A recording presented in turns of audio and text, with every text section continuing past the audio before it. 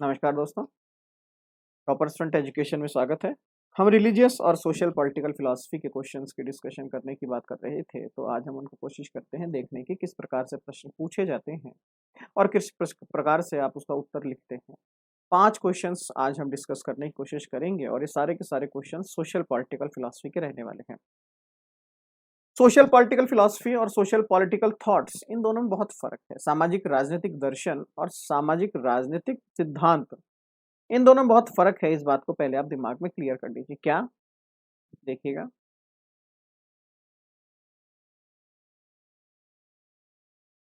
क्या फ़र्क है पहले मैं आपको ये बता देता हूँ।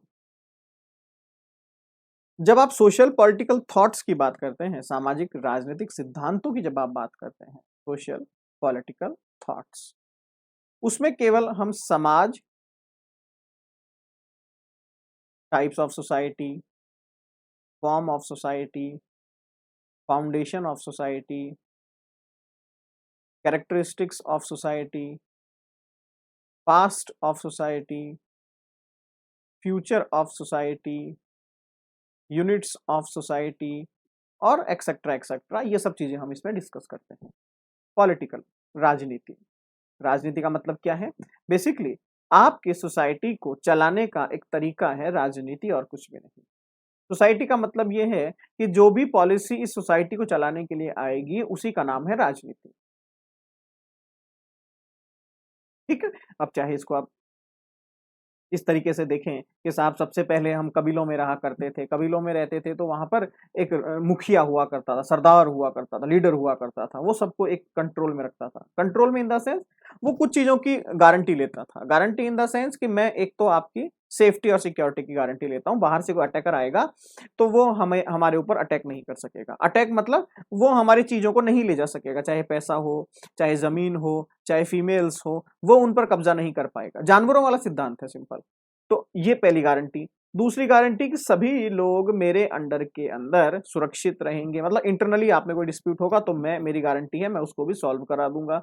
थर्ड, मैं कोशिश करूंगा आपको नए नए जॉब्स या नई नई अपॉर्चुनिटीज दिलाता रहूं। अपॉर्चुनिटीज इन द सेंस मैं बताऊंगा कि इस नदी के पास बहुत सारे पेड़ हैं, वहां पर हमें 10 साल का खाना मिल जाएगा, चलो। हम वहां जाते थे, खाना मिलता था सबको, what ever. Job, government job तो होती नहीं थी उस पर। तो ये एक सोशल जो सोसाइटी है आपकी, जो आपका समाज है, इसका प्रारंभिक अवस्था ये हुआ करती थी, जिसको नाम हमने दे दिया बाद में मोनार्की या राजतंत्र।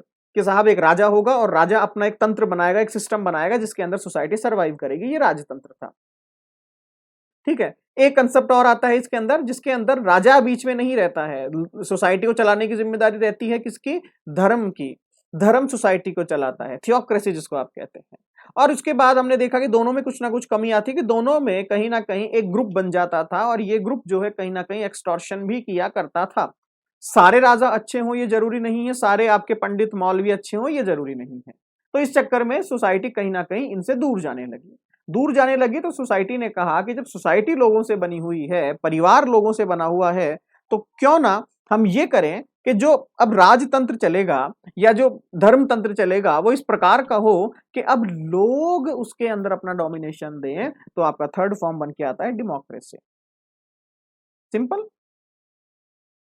ये एक बेसिक क्रोनोलॉजी है सोसाइटी की, जिसके अंदर 3 अलग अलग सिस्टम्स चलते हैं। तो ये तो सोशल और पॉलिटिकल, ये बेसिक थॉट्स हैं जिसको आपको अपने दिमाग में रखना है, first of all. Second, the social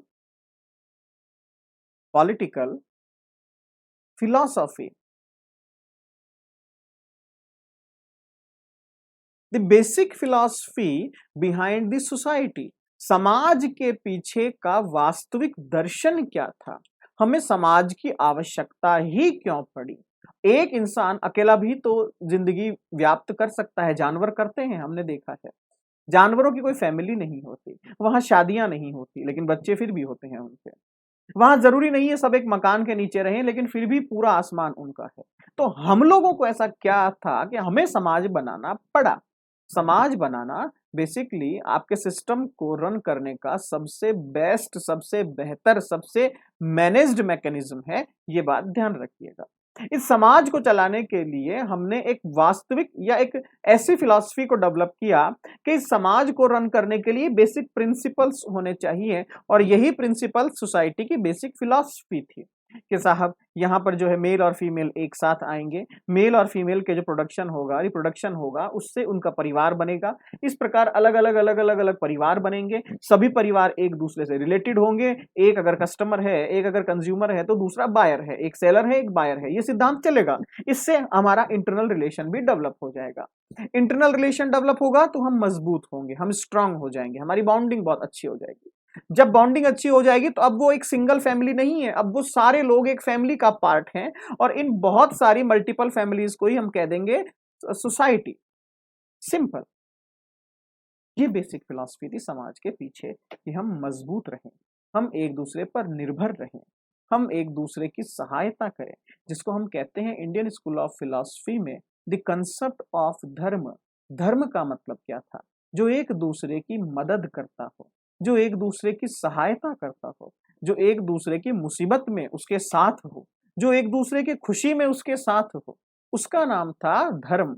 यही धर्म का कंसेप्ट हमने जब समाज पर अप्लाई किया तो समाज भी वही निकल कर आया कि समाज का मतलब है कि आप अकेले नहीं हैं, आपके पड़ोसी, आपके अड़ोसी, आपके डॉक्टर्स, आपके इंजीनियर्स, आपके लॉयर्स, आपकी पुलिस, सब आपके लिए तत्पर है।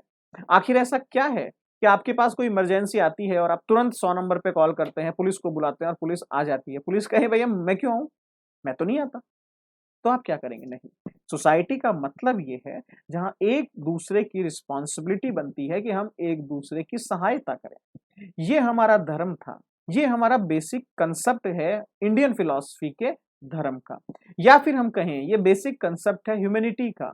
सड़क पर अगर आपको कोई मजबूर दिखाई देता है तो आप उसकी मदद करते हैं। क्यों? आपके अंदर एक फीलिंग है, आपके अंदर एक दुख है, आपके अंदर एक पीड़ा है, ये जानवरों में नहीं पाई जाती है। तो हमारी बेसिक फिलॉसफी यही थी कि इंसान के जो विचार हैं वो अन्य जानवरों से अलग हैं। मानव के जो विचार हैं, जो इनके थॉट्स हैं, वो और जानवरों में नहीं पाए जाते हैं। जानवरों का सिद्धांत ये है कि अगर कोई मुसीबत में है तो ठीक है, हमें उससे फर्क नहीं पड़ता, वो उसका जीवन है। लेकिन इंसानों में ऐसा नहीं था। तो इंसानों की सोसाइटी के पीछे की जो सबसे बेसिक फिलॉसफी है वो है हेल्पिंग हैंड्स, मदद करने वाले हाथ। और इस मदद का रिजल्ट निकल कर आता है आपकी बाउंडेशन, आपकी मजबूती, आपका आपस में जुड़ना, आपका लगाव, जिसके कारण आपका समाज मजबूत हो जाता है। दूसरा एग्जाम्पल इसको इस तरीके से समझिएगा, जिस समाज में लोग आपस में मिलते जुलते नहीं हैं, आपस में एक दूसरे को जानते नहीं हैं, वो समाज सरवाइव नहीं कर सकता। वो समाज कभी सरवाइव नहीं कर पाएगा, खत्म हो जाएगा, बहुत जल्दी खत्म हो जाएगा। पॉलिटिकल फिलॉसफी, राज करना क्यों जरूरी है, या मैं कहूं राज करने से क्या होगा? क्यों राज, क्यों? सब बैठे तो हैं यहाँ पे। तो कहीं ना कहीं डेमोक्रेसी का कंसेप्ट भी आपके सोशल फिलॉसफी से निकल कर आता है कि यहां पर कोई भी इंडिविजुअल जो है कम नहीं है, सबका अपना इंपॉर्टेंस है, सबका अपना महत्व है। अगर एक रिक्शा चलाने वाला है, भले ही वो गरीब हो, लेकिन सोसाइटी में उसका इंपॉर्टेंस है कि अगर वो नहीं होगा तो हमें पैदल चलना पड़ेगा, जिससे हमें तकलीफ होगी। हेल्पिंग हैंड्स, मदद, वो आपकी हेल्प कर रहा है और रिजल्ट में आपने उसकी हेल्प कर दी। जब आपका मोनार्किज्म का कंसेप्ट पैदा हुआ, उस कंसेप्ट के अंदर दिक्कत ये थी, सोसाइटी में एक लिमिटेड लिमिटेड लोग ऐसे हुआ करते थे जो थोड़े से अवेयर थे, जो थोड़े समझदार थे, जो थोड़े पावरफुल थे माइंड से भी और बॉडी से भी। वो लोग वहां के राजा बन गए। जैसे ही हम बात करते हैं थियोक्रेसी की, सेम कंसेप्ट। कुछ लोग ही ऐसे थे जो धर्म को जानते थे, उन्होंने लोगों को डराया कि भैया मैं, भगवान ने मुझे भेजा है, I am the messenger of God, तो मैं ही आपके ऊपर रूल करूंगा। और आपने उस चीज को माना, आपने उसे माना। अच्छा, कई लोग कहते हैं कि सर ये धर्मतंत्र अलग कंसेप्ट था और मोनार्की अलग कंसेप्ट था, थियोक्रेसी और मोनार्की। मोनार्की का ही एक पार्ट है थियोक्रेसी, ये मान के चलिए आप।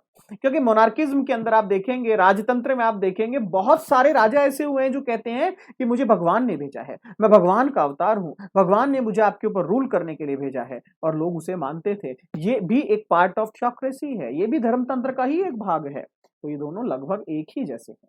लेकिन यहाँ दिक्कत क्या हुई, आपने इंडिविजुअल आइडेंटिटी को खत्म करने की कोशिश की, जिसको सोसाइटी ने एक्सेप्ट नहीं किया, और ये दोनों खत्म हो गए। उनकी बेसिक फिलॉसफी फिर से वही आती है, अगर एक राजा, अगर एक महाराज, अगर एक प्राइम मिनिस्टर, अगर एक प्रेसिडेंट आपकी हेल्प करता है, कंसेप्ट अभी भी कबीलों वाला ही चल रहा है, बाहर की कंट्रियों से जो आपकी मदद कर सके, इंटरनली जो आपको सेफ रख सके, इंटरनली डिस्प्यूट्स को खत्म कर सके, नई नई अपॉर्चुनिटीज आपको दे सके, नई दुनिया आपको दिखा सके, वही सरकार, वही डेमोक्रेसी, वही नेता, वही प्राइम मिनिस्टर, वही प्रेसिडेंट, वही सीएम, वही आपके काम का है। अदरवाइज सरकार बदल जाती है। ठीक है, कंसेप्ट आज भी वही है जो आज से हजारों सालों पहले चलता था। उस वक्त राजा हुआ करते थे, आज आपके प्राइम मिनिस्टर और प्रेसिडेंट हुआ करते थे। उस वक्त कुछ लिमिटेड लोग उन्हें चुना करते थे, आज अनलिमिटेड लोग उन्हें चूज करते, बट आज भी चूज किया जा रहा है, आज भी राज किया जा रहा है, आज भी सिस्टम वैसा ही है। रूप हो सकता है बदल गया हो, लेकिन बेसिक फिलॉसफी नहीं बदली है। आज भी सोसाइटी के एक लिमिटेड पोर्शन के पास सारी पावर है। आज भी सोसाइटी का एक लिमिटेड पोर्शन ये समझता है कि मैं ही ज्ञानी हूं, मेरे ही पास धर्मों का, ग्रंथों का ज्ञान है, और वो लोग राज करते हैं। चलिए, ये मैंने आपको बेसिक फिलॉसफी बताई है, सोशल पॉलिटिकल की, और आपके सोशल और प्लस पॉलिटिकल फिलॉसफी की। ठीक है, कुछ क्वेश्चंस देख लेते हैं। सत्याग्रह के सिद्धांत की व्याख्या कीजिए, और वर्तमान में भी ये कारगर है क्या। हम लोग क्या गलती करते हैं, हम सिर्फ महात्मा गांधी का सिद्धांत बताते हैं, साहब महात्मा गांधी का सिद्धांत था कि सत्य के ऊपर चलो, सत्य को ही हमेशा मानो, असत्य को मत मानो, इसके कारण आप जीत सकते हो, इसके कारण आप आगे बढ़ सकते हो, दैट्स इट। आप फिलॉसफी की जब बातें करते हैं, तो आप सत्याग्रह से ये सबसे पहले जानने की कोशिश कीजिए, सत्य का सिद्धांत किसने दिया। सत्य, अहिंसा, अपरिग्रह है, ये सिद्धांत याद करने की कोशिश कीजिएगा। क्या जैन दर्शन में ये था, क्या बुद्ध दर्शन में ये था, क्या वेदों में ये सिद्धांत दिया हुआ था, तब आपको समझ में आएगा कि नहीं, सत्य का सिद्धांत तो पहले से एग्जिस्ट करता है। सत्य का सिद्धांत तो पहले से एग्जिस्ट करता है। जब हम जैनिज्म को पढ़ते हैं, जैन दर्शन को पढ़ते हैं, सत्य का सिद्धांत तो वहां पर भी था। सत्य को माने बिना आप ज्ञान की प्राप्ति नहीं कर सकते हो, दैट्स इट। तो इसके फाउंडर कोई नहीं है, सत्य के फाउंडर कोई नहीं है। ब्रह्म सत्यम जगत मिथ्या, शंकराचार्य ने बहुत पहले कहा था कि जो अपरिवर्तनशील है, जो हमेशा रहता है, वही सत्य हो सकता है, इसके अलावा जो भी है वो सब मिथ्या है। वो सत्य का सिद्धांत तो नया नहीं है। तो सबसे पहला फिलोसफिकल रेफरेंस दीजिए कि दर्शन शास्त्र के अनुसार सत्य का तात्पर्य है, according to philosophy the meaning of सत्य क्या है। पहले आप पैराग्राफ में वो समझाइए, फिर आप समझाइए कि इसका क्या क्या, कैसे कैसे इसकी क्रोनोलॉजी आगे बढ़ती है, हम इसको कैसे जानते हैं, इंडिया में कौन था इसको लाने वाला। उसके बाद आप आगे बढ़िए, जब आप ये बता देते हैं सत्याग्रह को कि इंडिया में जब सत्याग्रह लाया गया तो उसका रिजल्ट क्या निकला, पहले आप बताएंगे सत्य का रिजल्ट क्या है, सत्याग्रह का रिजल्ट क्या है, फिर इंडिया में उसका रिजल्ट क्या निकला, और फिर सेकंड क्वेश्चन है कि साहब प्रेजेंट टाइम के अंदर भी ये सही है क्या। तो अब ये आंसर आपको अपने हिसाब से देना पड़ेगा। ठीक है, अगर आप कहते हैं यस तो आपको रीजन देना होगा, नो तो रीजन देना होगा। सत्य हमेशा कारगर है, सत्य हमेशा चलता है, बट जैसा आज वर्तमान समय का टाइम चल रहा है, जो ये मेटलिस्टिक वर्ल्ड का जो एग्जिस्टेंस चल रहा है, जो मेटलिज्म आपका आगे बढ़ रहा है, उस परिस्थिति में हमेशा सत्य के द्वारा हमें सही परिणाम प्राप्त हो ये जरूरी नहीं है। हाँ, ये संभव है कि सत्य के द्वारा कभी भी आपको गलत परिणाम प्राप्त नहीं होंगे, लेकिन हमेशा सही परिणाम प्राप्त हो ये पॉसिबल नहीं है। तो सत्य हमेशा फॉलो करना चाहिए, सत्य का हमेशा पालन करना चाहिए, लेकिन लेकिन वास्तविक सत्य जो है वो परिस्थिति के अनुसार ही तय किया जाता है। छोटा सा एग्जांपल देता हूँ आपको। आपने, जैसे मैं हमेशा कहता हूँ, आपने कहा कि सर जानवरों को मारना बड़ा गलत है, जानवरों को नहीं मारना चाहिए। यही बात मैंने एक कसाई से पूछी, मैंने कहा भैया तेरा धंधा कैसा चलता है। उसने कहा सर बहुत बढ़िया है, दिन में 5 मुर्गे मारता हूँ, दिन में 4 बकरे मारता हूँ, मेरा काम बढ़िया चल रहा है, घर परिवार वाले खुश हैं, सोच रहा हूँ एक छोटी मोटी गाड़ी ले लूँ। तो मैंने उससे पूछा, यार तू जानवरों को मारता क्यों है? तो वो कहेगा, भाई साहब मेरे लिए तो यही सत्य है, मैं नहीं मारूंगा तो मैं भूखा मर जाऊंगा। और जो लोग बाहर खड़े थे उनके लिए ये गलत है, क्योंकि जानवरों को नहीं मारना चाहिए। तो सत्य जो है वो समय के अनुसार और तथ्यों के अनुसार बदल जाता है, फैक्ट्स के अनुसार बदल जाता है। तो सत्य को समझना जरूरी है, सत्य को जानना जरूरी है कि सत्य क्या है। सत्य, कुछ सत्य आपके यूनिवर्सल ट्रुथ होते हैं, जो यूनिवर्सल सत्य है। सूरज अगर मेरे लिए निकला है तो वो आपके लिए भी निकला है, अगर हम एक ही समय में वहां पर खड़े हैं। अगर मैं रात को आपसे पूछूं कि सूरज निकला क्या भैया, आप कहेंगे सर अब कौन सा सूरज, अरे यार 10 बज गई देख। अरे सर 10 पीएम हुई है भैया, पीएम एम नहीं, टाइम बता, टाइम मत बता, सूरज बता। आप कहेंगे सर पागल हो गए। एक ही समय में अगर हम स्पेस और टाइम, एक पर्टिकुलर दिशा और काल के अंदर, दिक और काल के अंदर खड़े हैं, तो हमारे लिए सत्य एक हो सकता है। तो ये यूनिवर्सल ट्रुथ है। या फिर मैं कहूं कि पृथ्वी घूमती है, ये यूनिवर्सल ट्रुथ है। सूरज निकलता है, यूनिवर्सल ट्रुथ है। ऐसे कुछ यूनिवर्सल ट्रुथ है। इसके अलावा सेकंड होता है इंडिविजुअल ट्रुथ, जो सत्य एक लिमिटेड लोगों के लिए ही सत्य होते हैं। जयपुर में बारिश हो रही है, दिल्ली में नहीं हो रही है, तो जयपुर वालों के लिए बारिश सत्य है और दिल्ली वालों के लिए गर्मी सत्य है। एग्जिस्टेंस दोनों का है, बट प्रेजेंट टाइम में मैं क्या देख रहा हूं, सत्य वो भी है। ठीक है, तो हम जिस सत्य को, जो परिस्थिति आपकी बनी हुई है उसको स्वीकार करके जो सही है उसको आप फॉलो कीजिए, वो सत्याग्रह है।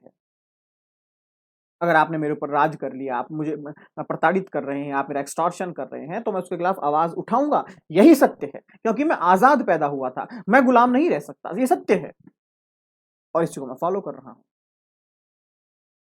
सत्याग्रह हो गया। फिलोसफिकल पॉइंट ऑफ व्यू ढूंढने की कोशिश कीजिए इन चीजों का। महात्मा गांधी के महत्वपूर्ण दर्शन की व्याख्या कीजिए। जैसे आपका सत्याग्रह का एक कंसेप्ट हो गया, अहिंसा का एक कंसेप्ट हो गया। ठीक है, इसके अलावा अगर आप देखेंगे, इन्होंने बहुत सारे, आपने असहयोग आंदोलन इन्होंने किया। ठीक है, उसके बाद किसान आंदोलन इन्होंने किया, मतलब मजदूरों का, किसानों का, और आप कहेंगे जमींदारों का, सभी का आंदोलन इन्होंने पार्टिसिपेशन दिया। क्यों पार्टिसिपेशन दिया? इनका मोटिव क्या था? इनका एक ही मोटिव था कि हम गुलामी को कहीं ना कहीं खत्म करें। गुलामी शारीरिक ही नहीं, गुलामी शारीरिक प्लस मानसिक प्लस दैशिक, मतलब कंट्री गुलाम है वो भी मुक्त हो, आप जो दिमाग से गुलाम हैं वो भी मुक्त हो, और जो आप रियल में गुलाम हैं वो भी आप मुक्त हो। वही गुलामी से आजादी का तरीका है। और जो भी इनकी फिलॉसफी है वो इसीलिए बनाई गई ताकि फर्स्ट ऑफ ऑल हम इस गुलामी से दूर हों, और सेकंड हमारा जो लाइफ है, हमारा जो फ्यूचर है वो एक ब्राइट फ्यूचर हो। That's it. और वर्तमान में आप देखेंगे तो सत्य हो गया, आपका अन्ना हजारे का आंदोलन हो गया, अलग अलग जगहों पर होने वाले हंगामे हो गए, किसान आंदोलन हो गया, आप जो भी चाहें इनको इंक्लूडेड कर सकते हैं कि साहब अपने हक के लिए लड़ना महात्मा गांधी के सिद्धांतों ने सिखाया। बस, लोकतंत्र राजतंत्र और धर्मतंत्र से ज्यादा बेहतर है, ये मैंने पहले भी डिस्कस कर दिया अभी इंट्रोडक्शन में, तो एक बार आप देख लीजिएगा। इंपॉर्टेंट ये है, क्या अभी भी इसके अंदर कोई रिफॉर्म किए जा सकते हैं क्या, वो आप अपना दिमाग लगाइएगा। कोई भी कंसेप्ट कभी भी परफेक्ट नहीं होता है, हमेशा उसमें पॉसिबिलिटी होती है करेक्शन की। तो लोकतंत्र में भी है, डेमोक्रेसी में भी पॉसिबिलिटी है करेक्शन की। यहाँ आज भी बहुत सारे जगह पर हम देखते हैं जो डेमोक्रेसी है वो कहीं ना कहीं मोनार्की की तरह काम करती है, कहीं पर जो डेमोक्रेसी है वो थियोक्रेसी की तरह काम करती है, जो गलत है। अंडरस्टैंड बाय टेररिज्म, आतंकवाद से आप क्या समझते हैं? तो साहब आतंकवाद एक ऐसी फिलॉसफी जिसके अंदर आतंक सेंटर में रहता है, टेरर को बीच में रखा जाता है, और उस टेरर को बीच में रखकर अपने थॉट्स को आगे बढ़ाया जाता है। फॉर एग्जाम्पल मैंने कहा कि मुनार्की का ही एग्जाम्पल लेते हैं, वहां राजा सेंटर में रहेगा और अपने थॉट्स को स्प्रेड करेगा। टेररिज्म में टेरर को सेंटर में रखा जाता है, डर को, गुस्से को, एक मैं कहूं कि नफरत को बीच में रखकर अपने फिलॉसफी को आगे बढ़ाया जाता है। क्यों बढ़ाया जाता है? इसके भी अलग अलग पॉइंट ऑफ व्यूज हैं, टेरर के भी बहुत अलग अलग पॉइंट ऑफ व्यूज हैं, फिलॉसफी के अंदर बता रहा हूं मैं आपको। जैसे कि पहला तो ये हो गया, मान लीजिए आपने कभी मेरा एक्सटॉर्शन किया है, पुरानी पिक्चरों में हम देखते थे ना, एक छोटा बच्चा है, उसके घर में कुछ लोग आ गए, उसकी माँ को, उसके पिताजी को मार गए, उसकी बहन के साथ रेप कर दिया, उसे भी मार दिया। अब लड़के के दिमाग में बैठ गई, मुझे इसको मारना है, मुझे इसको मारना है, मुझे इसको मारना है। वो बड़ा हुआ, बड़ा होकर वो थोड़ा गुंडा बन गया, गुंडा बनने के बाद उसने उस लड़के को मार दिया और खुद भी मर गया। That's it. तो पहली कंडीशन तो ये कि जिसके साथ कभी ना कभी कोई एक्सटॉर्शन हुआ हो, वो आदमी हमेशा बदले लेने की भावना के कारण टेरर को बीच में रखकर आगे बढ़ता है। बीच में मतलब दिमाग में हमेशा टेरर रहेगा उसके कि अब तो मुझे इसको मारना है। और टेररिज्म का एक बड़ा शानदार कंसेप्ट है, टेरर आपके दिमाग में भी रहता है और टेरर सामने वाले के दिमाग में भी रहता है। आप डराने के लिए जीते हो, वो डरने के लिए जीता है बेचारा, वो डर डर के जीता है, अरे यार कब आ जाएगा कब आ जाएगा। सेकंड फिलॉसफी टेररिज्म की ये है कि मैं आपको कहता हूं भैया मेरी बात मानो, आप कहते हो नहीं मानेंगे तो मैंने आपको गोली मार दी, क्यों नहीं मानेगा, मानना पड़ेगा। खुद के विचारों को स्प्रेड करने का एक तरीका था टेररिज्म। मैं डरा कर आपको कहूंगा कि भैया ये सही है, आप कहोगे नहीं है, अच्छा अभी दो चांटे मारता हूँ, चांटे मारने पर आप कहेंगे हाँ सही है सही है सही है। तो ये अपने विचारों को स्प्रेड करने का भी तरीका था। आप देखेंगे बहुत सारे रिलीजियस ग्रुप्स हैं जो अपने विचारों के लिए टेररिज्म करते हैं, सिर्फ कन्वर्जन हो गया, अपना विचारों को स्प्रेड करना हो गया, सिर्फ इसके लिए वो टेररिज्म कर रहे हैं। थर्ड ये हो गया कि अपने विचारों को तो मैं स्प्रेड कर ही रहा हूं, विचारों को स्प्रेड करने के साथ साथ सामने वाले को डरा कर रखने के लिए लोग टेररिज्म का यूज करते हैं। टेररिज्म कभी भी अच्छी चीज नहीं है। हाँ, संघर्ष या मैं कहूं कि एक प्रतिक्रिया, एक रिएक्शन बहुत जरूरी है। अगर आपके साथ कुछ गलत हुआ है तो रिएक्शन बहुत जरूरी है, बट निर्दोषों को मारना कभी भी सही नहीं हो सकता। इस यूनिवर्स में अगर सभी को जीने की आजादी है तो टेररिज्म कभी सही नहीं हो सकता। हाँ, एक आपने एक प्रतिक्रिया दी, आपके साथ गलत हुआ, आप उसके खिलाफ कुछ आवाज उठाना चाहते हैं तो सही रास्ते बहुत सारे हैं आपके पास। महात्मा गांधी से आपने फिर क्या सीखा, फिलॉसफी से फिर आपने क्या सीखा, महात्मा बुद्ध से आपने क्या सीखा, भगवान महावीर से आपने क्या सीखा, शंकराचार्य से आपने फिर क्या सीखा, महर्षि कपिल और जैमिनी से आपने क्या सीखा। उन्होंने यही सिखाया, अगर आप सही हैं और आपको लगता है कि आपके साथ गलत हुआ है तो लोगों को संगठित करना शुरू करो, उन लोगों को ढूंढो जिनके साथ गलत हुआ है और फिर दबाव बनाओ लो सामने वाले पर कि अब हमें न्याय चाहिए, लेकिन उसकी हत्या करके न्याय नहीं मांगना है, उसको हकीकत दिखाकर ही न्याय मांगना है कि देख आपने गलत किया था लेकिन फिर भी आप आराम से बैठे थे, हमारे साथ गलत हुआ था इसलिए हम परेशान थे, अब हमें न्याय चाहिए, तो आपको जस्टिस मिलेगा। अगर आप टेररिज्म करते हैं तो डेमोक्रेसी का कोई एग्जिस्टेंस नहीं रह जाता, राजनीति का कोई एग्जिस्टेंस नहीं रह जाता, सोसाइटी का कोई एग्जिस्टेंस नहीं रह जाता। टेररिज्म एक तरह की ऐसी बीमारी है जो आपकी पूरी सोसाइटी को खत्म कर देती है। दूसरी बात, आपके यूथ के डिस्ट्रैक्शन का सबसे बड़ा पॉइंट है टेररिज्म।